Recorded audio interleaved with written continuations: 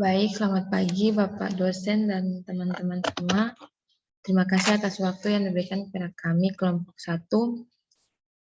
Di sini kami ada 3 teman, yaitu yang pertama Angelina Mimi Anggriani Elizabeth Rahayaan, yang ketiga Bertilaya Dohama. Di sini kami akan mempresentasikan hasil kerja kelompok kami.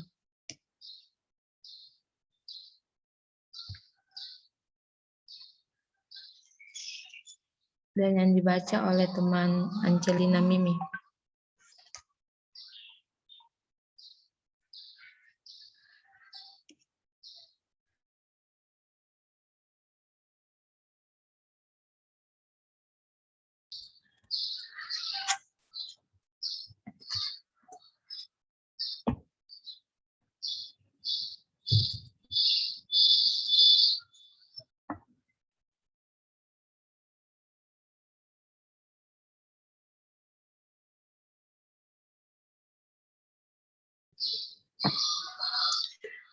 Pihak-pihak yang terlibat dalam pembersihan PKI 1956 sampai 1966. Keterlibatan tentara Angkatan Darat dalam pembantaian massal.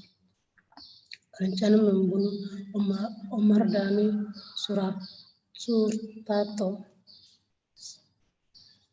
Asisten Menteri Penerangan Ruslan Abdul Ghani, Adnan Buyung, mendukung pembantaian pendukung PKI, keterlibatan Amerika Serikat.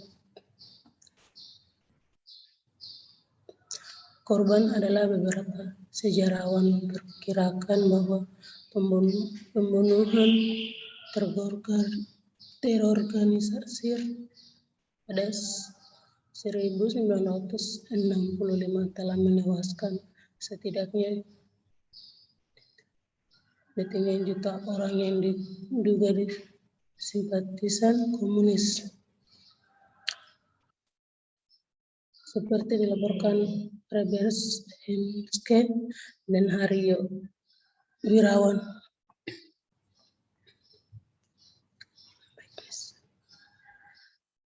Yang melakukan pelanggaran. Ia melanjutkan selama proses pembantaian tersebut telah terjadi pelanggaran hak asasi manusia yang terlibat. Hal ini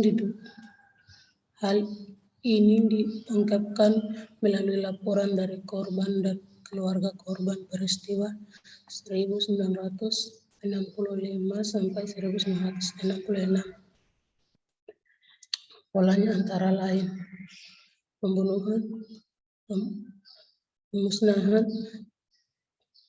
perbudakan, pengusiran atau pemindahan penduduk secara paksa, penyiksaan, pemerkosaan, penganiayaan, dan penghilangan orang secara paksa.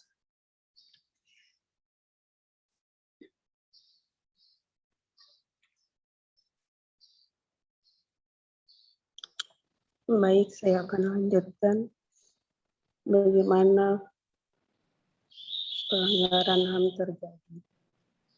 Kebencian terhadap komunis dikorbankan oleh Angkatan Darat, sehingga banyak penduduk Indonesia yang ikut serta dalam pembantaian ini.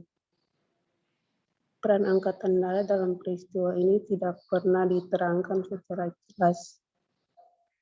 Di beberapa tempat, Angkatan Senjata melatih dan menyediakan senjata kepada militer-militer lokal.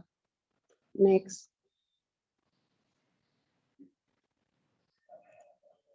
Jelaskan kronologi atau proses pelanggarannya. Pada tahun 1965 sampai 1966 telah terjadi peristiwa pelanggaran HAM berat terhadap mereka yang dituduh sebagai anggota maupun terlibat dengan Partai Komunis Indonesia (PKI). Akibat lebih dari 2 juta orang mengalami penangkapan semena-mena, penahanan terhadap penahanan dalam proses hukum, penyiksaan, perkosaan, kekerasan seksual, kerja paksa, pembunuhan, penghilangan paksa, wajib lapor, dan lain sebagainya. Terima kasih.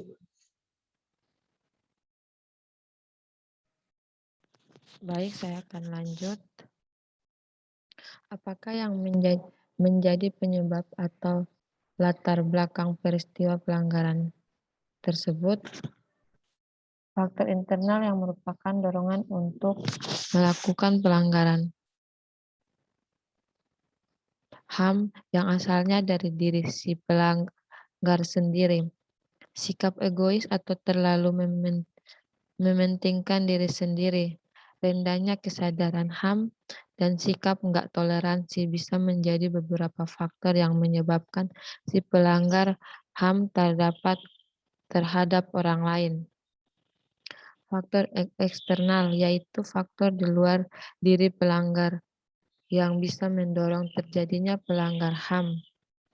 Hal-hal itu berada di luar kondisi si pelanggar, namun bisa jadi pendorong untuk pelanggar untuk melakukan sebuah pelanggaran HAM. Misalnya adanya penyalahgunaan teknologi yang dapat memicu timbulnya kejahatan.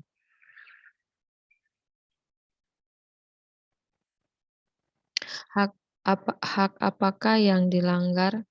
Bentuk perbuatannya adalah perkosaan atau bentuk-bentuk kekerasan seksual lain yang setara penyiksaan, pembunuhan, perampasan kemerdekaan, atau perampasan kebebasan fisik lain secara sewenang-wenang yang melanggar asas-asas ketentuan pokok hukum internasional dan penghilangan orang secara paksa.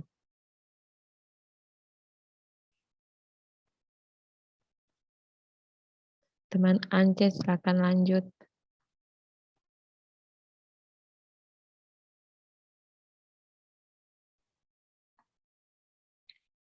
Bagaimana proses penanganannya hingga saat ini? Mengungkapkan jika pengembalian berkas dari Jaksa Agung dengan alasan yang tidak sesuai dengan pendapat Komnas HAM. Komnas HAM dituntut untuk melebihi atas kewenangannya sebagai penyelidik.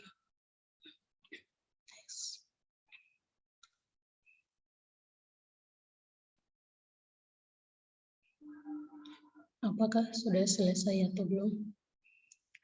Hingga saat ini hanya 3 kasus yang ditindaklanjutkan Jaksa Agung sampai tingkat pengadilan HAM. Ketiga kasus tersebut adalah peristiwa Timur Timur, Tanjung Priok, dan Abipura. Tercatat masih ada 12 kasus pelanggaran HAM yang berat terombang-ambing tanpa kepastian hukum. RATI atau LBN atau RPS.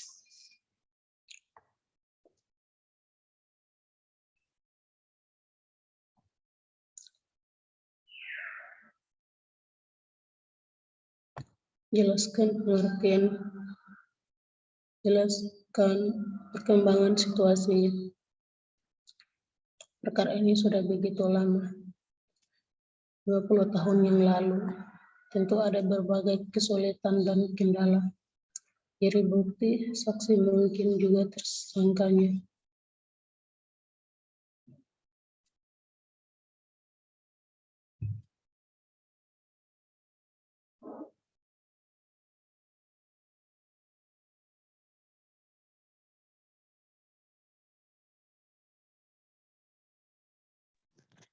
Baik, terima kasih. Itu saja hasil diskusi kami. Selamat pagi.